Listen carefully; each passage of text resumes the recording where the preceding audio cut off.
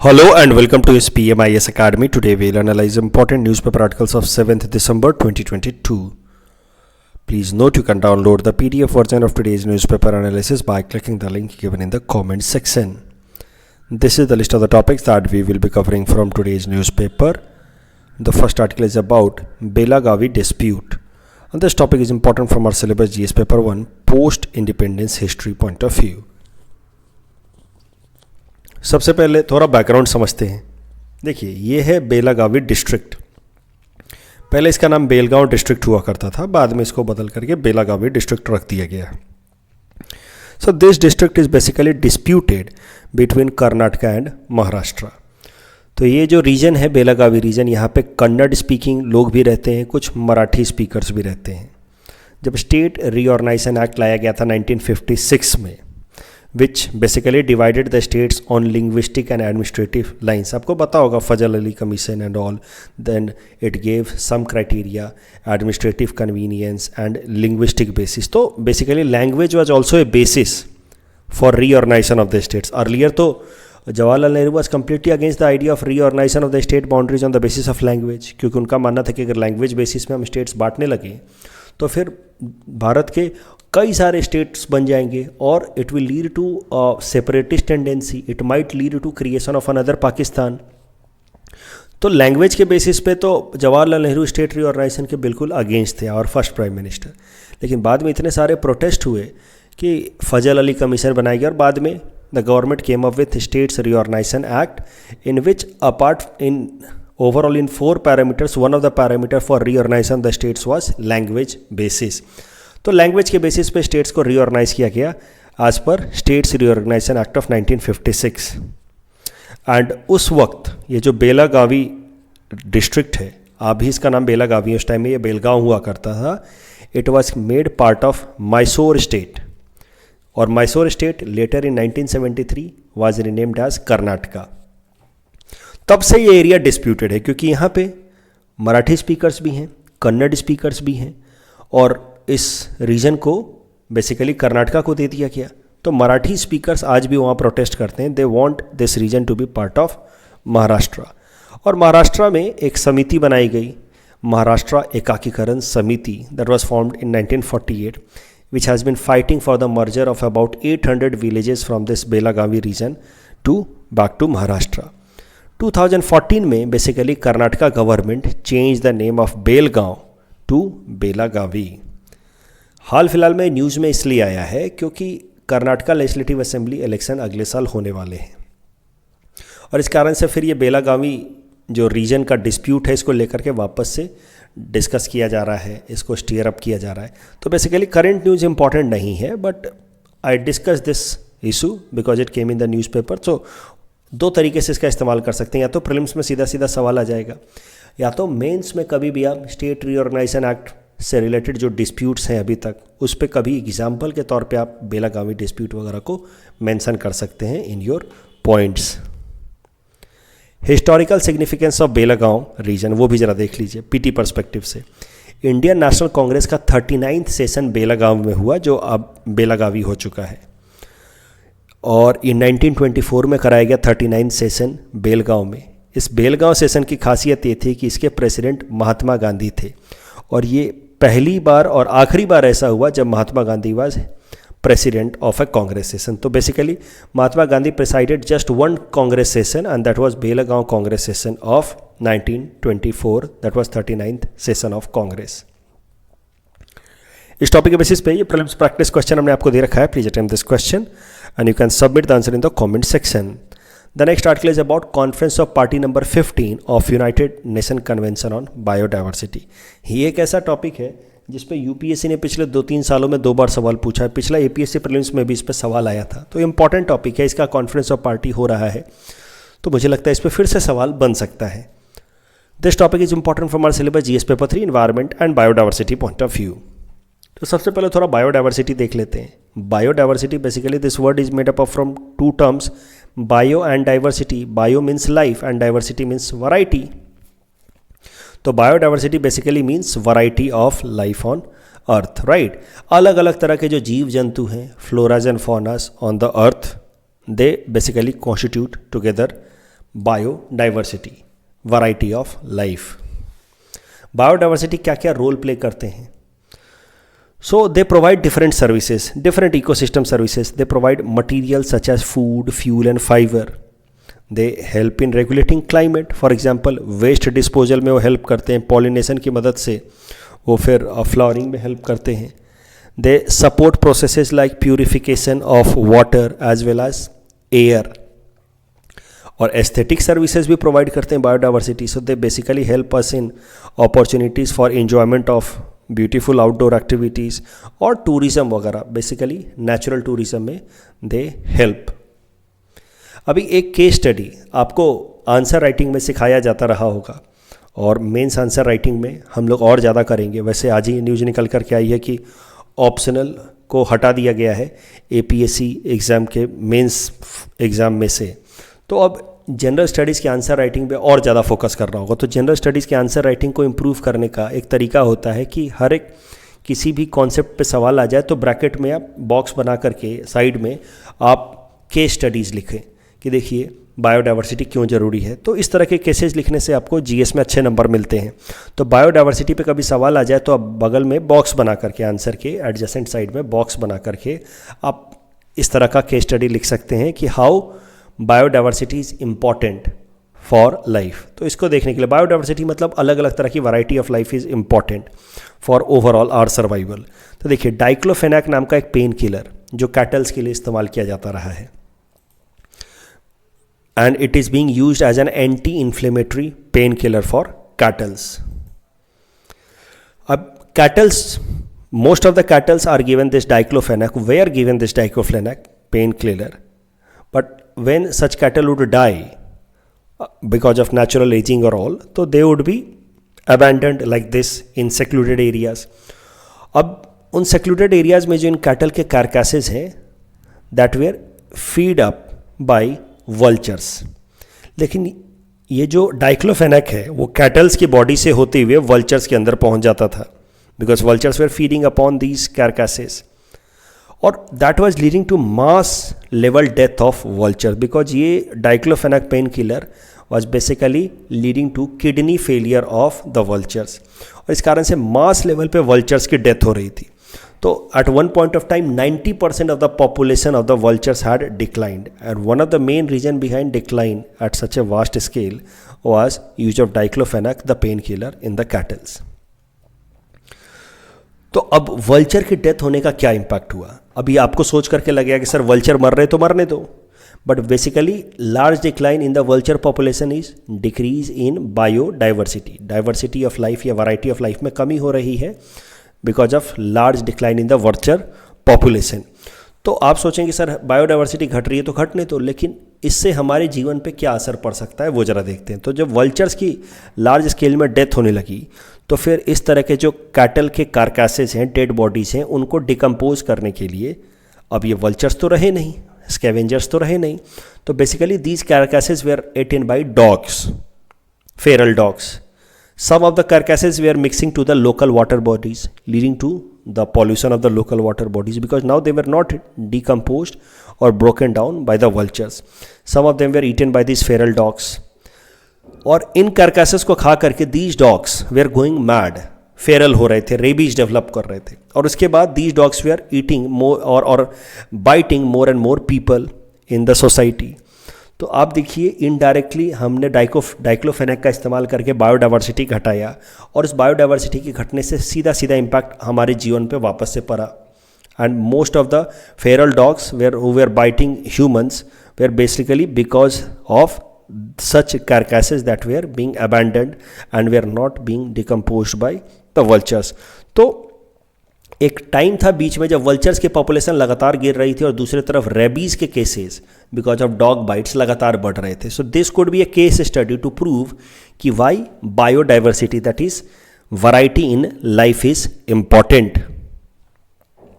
तो एक बात तो साबित हो गई कि biodiversity is important, that has to be protected, and that is why environment, earth protection, इनको लेकर के जो अभी तक का सबसे इंपॉर्टेंट सबमिट कराया गया है वो है 1992 में earth summit, that was held in Rio de Janeiro, Brazil. वहाँ पे 3 इंपॉर्टेंट कन्वेंशन साइन किए गए. United Nation convention on framework convention on climate change, ये तो आप जानते ही हैं, UNFCCC, इससे related conference of party number 27 हाल फिलहाल में कंक्लूड हुई है in Sharm El Sheikh, Egypt. दूसरा इंपॉर्टेंट कन्वेंशन साइन किया गया था, that was United Nation convention to combat desertification. और तीसरा कन्वेंशन साइन किया गया था United Nation convention on biological diversity. तो बायोडाइवर्सिटी या बायोलॉजिकल डाइवर्सिटी को प्रोटेक्ट करने के लिए कन्वेंशन साइन किया गया था इन रायो डी जेनेरियो समिट या अर्थ समिट इन 1992। इस पे हम और चर्चा करते हैं क्योंकि आज हम लोग चर्चा कर रहे हैं बायोडाइवर्सिटी पे। तो convention on biodiversity, as I said, it was signed in earth summit, it was signed on 22 मई 1992। इसके 3 मेन गोल थे, conserve biodiversity, sustainable use of components of biodiversity and fair and equitable share of benefits of biodiversity।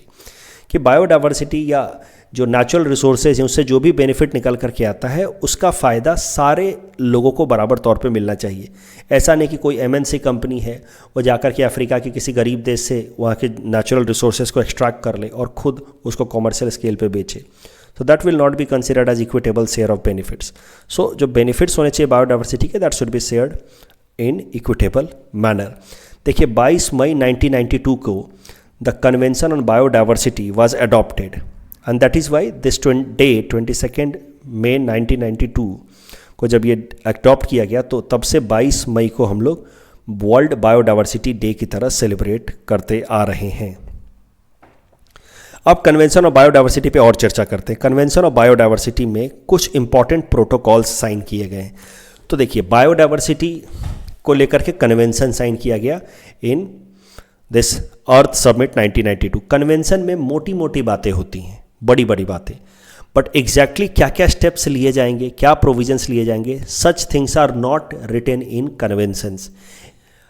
Convention के अंदर जो exact procedure है या steps हैं उसको determine करने के लिए फिर एक ही कन्वेंशन के अंदर अलग अलग प्रोटोकॉल साइन किए जाते हैं।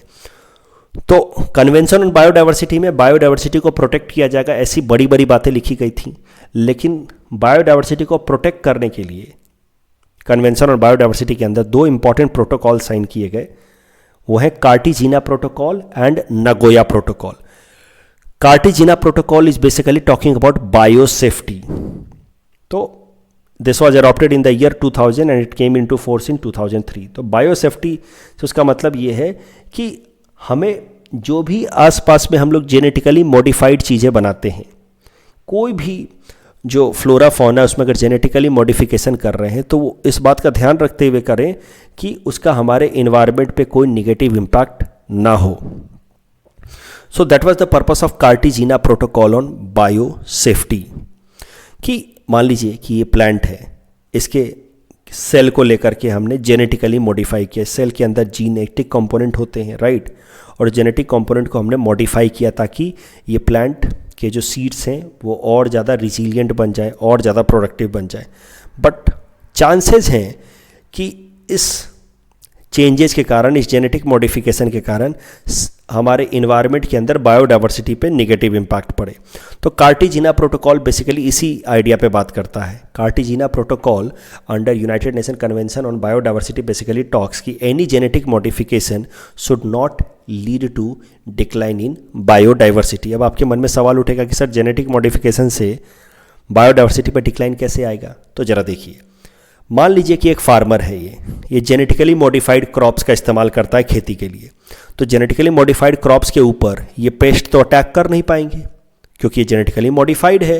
It has been basically modified to be protected against such pest attack. लेकिन ये पेस्ट्स चूँकि इस पर अटैक नहीं कर पा रहे हैं, इसको ईट नहीं कर पा रहे हैं, तो slowly they will evolve, they will become stronger, क्योंकि normally survival of the fittest का कॉन्सेप्ट अप्लाई होगा। So those pests who are not able to eat such crops because they are genetically modified, so many of them will die, but some of them will somehow survive and they will try to evolve and will try to attack some other plants. But इस evolution के process में these evolved pests will be easily able to destroy normal crops. तो normal crops तो आसपास में बचेगा ही नहीं, सिर्फ और सिर्फ जेनेटिकली मॉडिफाइड क्रॉप बचेगा कुछ टाइम तक, राइट। जैसे मान लीजिए कि किसी एरिया में कोई इवॉल्व्ड लोग आ जाए, या कोरोना के टाइम में क्या हुआ था, पैंडेमिक के टाइम में जिन लोगों ने वैक्सीन ले लिया वो तो बच गए, लेकिन जो वायरस था that kept on evolving itself over a period of time. तो जो लोग वैक्सीन नहीं लिए थे या जिनकी इम्यूनिटी स्ट्रांग नहीं थी उनके लिए वो डेडली साबित हो रहा था। ठीक वैसे ही ये जेनेटिकली मॉडिफाइड क्रॉप है, इनके ऊपर तो ये पेस्ट अटैक नहीं कर पाया, but over a period of time these pests will evolve themselves and they will attack the other normal crops, and that is how over a period of time there will be no normal और indigenous crops, only genetically modified crops will be there, and this is how it will lead to loss of biodiversity. That is why इस convention on biodiversity में बात की गई कि genetically modified crops पे इस तरह से ध्यान रखना है ताकि वो बायोडाइवर्सिटी को हैम्पर ना करे। और इसी कारण से हमारे देश में एक कमिटी बनाई गई है, जेनेटिक इंजीनियरिंग अप्रूवल कमिटी, ये GEAC, which basically works under ministry of environment, forest and climate change, जिसको मेन काम यही दिया गया है कि किसी भी जेनेटिकली मॉडिफाइड क्रॉप को वो स्टडी करे और तभी अप्रूवल दे जब इस बात की गारंटी हो जाए कि उस जेनेटिकली मॉडिफाइड क्रॉप से आसपास की बायोडाइवर्सिटी पे कोई नेगेटिव इम्पैक्ट नहीं पड़ेगा। ये बात मैंने आपको तभी बताई थी जब मैंने आपको बताया था कि हाल फिलहाल में जेनेटिकली मॉडिफाइड मस्टर्ड को जेनेटिकली इंजीनियरिंग अप्रूवल या अप्रेजल कमेटी ने अप्रूवल दे दिया। अभी तक हमारे देश में सिर्फ और सिर्फ जेनेटिकली मॉडिफाइड कॉटन उगाया जाता है, जिसको एक्चुअली हम लोग कहते हैं BT कॉटन, बैक्सिलस थेरेंजेनेसिस कॉटन। हाल फिलहाल में जेनेटिक इंजीनियरिंग अप्रूवल कमेटी ने मस्टर्ड को भी, जेनेटिकली मॉडिफाइड मस्टर्ड को भी ग्रो करने का कॉमर्शियल स्केल पे अप्रूवल दे दिया है आफ्टर प्रॉपर स्टडी। तो ये तो बात होगी कन्वेंशन ऑन बायोडाइवर्सिटी की। कन्वेंशन ऑन बायोडाइवर्सिटी में जो दूसरा इंपॉर्टेंट प्रोटोकॉल है, पहला प्रोटोकॉल था कार्टेजिना प्रोटोकॉल ऑन बायोसेफ्टी। इसी पे APSC प्रीलिम्स ने लास्ट टाइम सवाल पूछा था। आपको लग रहा होगा इतने लंबे समय से मैं बता रहा हूँ, लेकिन कहाँ से अंदर से सवाल पूछ लेते हैं वो प्रीलिम्स में। आप देखिए पिछले साल उन्होंने कार्टेजिना प्रोटोकॉल पे सवाल पूछा था, तो एक बार जल्दी से देखिए। मैंने आपको बताया कि बायोडाइवर्सिटी का मतलब क्या होता है, फिर मैंने आपको बताया कि बायोडाइवर्सिटी के प्रोटेक्शन के लिए अर्थ समिट में एक कन्वेंशन साइन किया गया। उसके अलावा 2 और कन्वेंशन थे, convention on combating desertification and climate change. Biodiversity जो कन्वेंशन था उसके अंदर 2 इंपॉर्टेंट प्रोटोकॉल साइन किए गए। उसमें से एक प्रोटोकॉल था Cartagena protocol for genetically modified crop against any biodiversity, तो Cartagena protocol for bio safety protocol. और दूसरा प्रोटोकॉल था कार्टेजिना प्रोटोकॉल के दूसरा protocol under United Nation convention on biodiversity, वो था Nagoya protocol. Nagoya protocol was adopted in conference of party number 10 of convention on biodiversity. Nagoya protocol में basically 2 बातें की गई थी, Aichi targets and access and benefit sharing. आईची targets were basically set of 20 targets that were set up for biodiversity protection in the year 2010 with the goal of achieving those targets by the year 2020। तो 20 targets 5 अलग अलग streams में, total 20 target, जैसे public awareness, value of biodiversity, ऐसे करके 20 targets आईची targets नाम से डिसाइड किए गए थे नगोया प्रोटोकॉल में under United Nation convention on biodiversity, जिनको 2020 तक यानी कि 10 सालों में अचीव किया जाना था। लेकिन प्रॉब्लम यह है कि 2020 तक इन 20 के 20 जो टारगेट्स थे आईची टारगेट्स, उसमें से एक भी टारगेट पूरी तरीके से अचीव नहीं हो पाया। दूसरा जो इंपॉर्टेंट प्रोविजन था under Nagoya protocol of United Nation convention on biodiversity, वो था एक्सेस एंड बेनिफिट शेयरिंग। ये इस साल के लिए इंपॉर्टेंट है। पिछले साल उन्होंने पूछा था कार्टेजिना प्रोटोकॉल, इस साल वो नगोया प्रोटोकॉल के अंदर एक्सेस एंड बेनिफिट शेयरिंग पे सवाल पूछ सकते हैं। ये क्या है उसके पहले मैं आपको बता देता हूँ कि क्यों पूछ सकते हैं। क्योंकि हाल फिलहाल में United Nation convention on biodiversity की conference of party number 15 start हुई है इन मॉन्ट्रियल कनाडा, जिसमें मेन फोकस है नगोया प्रोटोकॉल के अंतर्गत जो प्रोविज़न था एक्सेस एंड बेनिफिट शेयरिंग, उसको इम्प्लीमेंट करना। इसीलिए मैं कह रहा हूँ कि इस साल के लिए ज़रूरी है। तो क्या है एक्सेस एंड बेनिफिट शेयरिंग, वो ज़रा समझिए। देखिए, एक्सेस एंड बेनिफिट शेयरिंग का मतलब यह है कि कोई भी मल्टीनेशनल कंपनी अगर किसी भी दूसरे देश में जाकर के, अफ्रीका में या एशिया के किसी देश में जाकर के, किसी ट्राइबल जगह से, बैकवर्ड जगह से अगर कोई जेनेटिकली रिच रिसोर्स को एक्सट्रैक्ट करता है, कोई भी जेनेटिक रिसोर्स को एक्सट्रैक्ट करता है, जैसे कि अंडमान निकोबार जाकर के वहाँ के ट्राइबल लोगों जो रिसोर्सेज का इस्तेमाल कर रहे हैं, जेनेटिक रिसोर्सेज, हो सकता है कि वहाँ पे कुछ ऐसी चीज़ हो जिससे कोई बीमारी ठीक हो जाती हो, राइट तो उसको कहा जाएगा जेनेटिक रिसोर्स। अगर कोई भी मल्टीनेशनल कंपनी इस तरीके से जा करके कोई जेनेटिक रिसोर्स को एक्सट्रैक्ट करता है तो उस रिसोर्स से होने वाला जो भी मॉनेटरी बेनिफिट है वो इक्विटेबल तरीके से सारे कम्युनिटीज़ में शेयर किया जाएगा। सबसे पहले तो इन जेनेटिक रिसोर्स को एक्सट्रैक्ट करेगी MNC only after prior informed consent, और दूसरा only on A mutually agreed terms with local community. जो लोकल कम्युनिटी बोलेंगे उस टर्म्स पे वो पहले तो आप जेनेटिक रिसोर्स को एक्सट्रैक्ट करेंगे और उसके बाद उसके बेनिफिट वहाँ के लोकल कम्युनिटीज़ के साथ आप शेयर करेंगे। तो बेसिकली देखिए कोई भी ट्रेडिशनल नॉलेज हुआ या कोई भी जेनेटिक रिसोर्स हुआ, वहाँ वो जिस भी एरिया को बिलोंग करता है उस एरिया से अगर आपको यूज करना है, किसी भी एमएनसी को उस ट्रेडिशनल नॉलेज या जेनेटिक रिसोर्स को यूज़ करना है तो पहले इन्फॉर्म्ड कंसेंट लेना होगा, उनको बताना होगा कि हम यहाँ से ये जेनेटिक रिसोर्स इस्तेमाल करना चाहते हैं, और म्यूचुअली अग्रीड टर्म्स पे ही वो रिसोर्स का इस्तेमाल हो सकता है।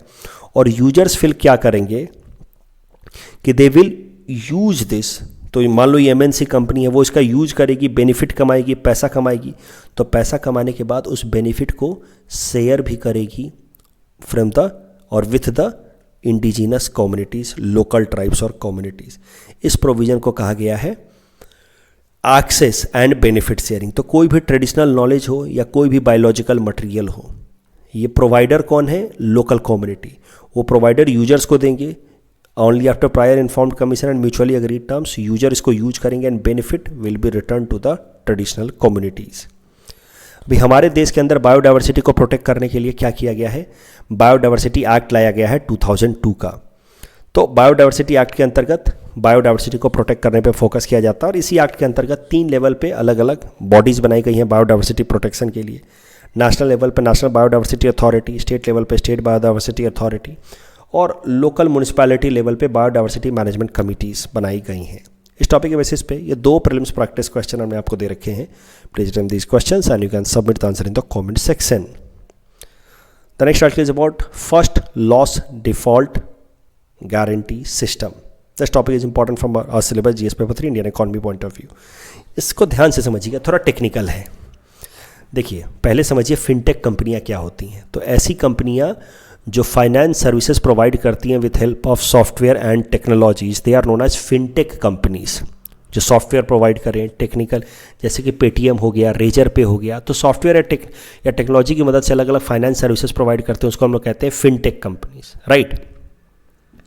अभी फिनटेक कंपनीज क्या करती हैं कि आजकल वो किसी को भी लोन दिलवाने के लिए बैंक्स और लोगों के बीच में वो मीडिएटर का भी काम करती हैं आजकल। So basically fintech companies can act as third party in ensuring और allowing loan to be given from bank और NBFCs, non banking financial companies, to the customers.